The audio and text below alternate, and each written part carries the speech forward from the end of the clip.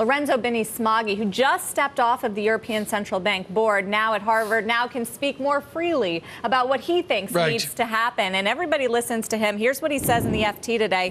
Worry about the euro, not price stability. A message for the ECB. It also requires, he says, besides the ECB cooperating with politicians, that it takes more drastic measures to ensure that there is a single monetary policy throughout the euro area.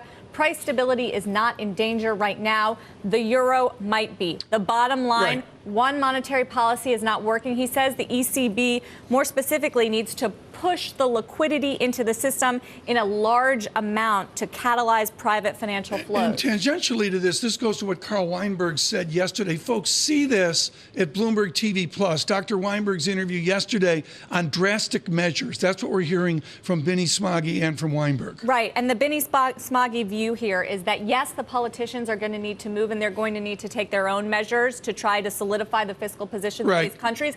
But it has to be accompanied by something massive and something calming from the ECB, which is not happening at this point. It's not happening yet. They've got to broaden their view from just simply monitoring inflation. Well, here in the United States, it's a big week for housing data. Later today, we get a house price index. Tomorrow, new home sales, and then Thursday, pending home sales. So Goldman Sachs kicked off this week with a bullish call on home builders, raising the group to attractive.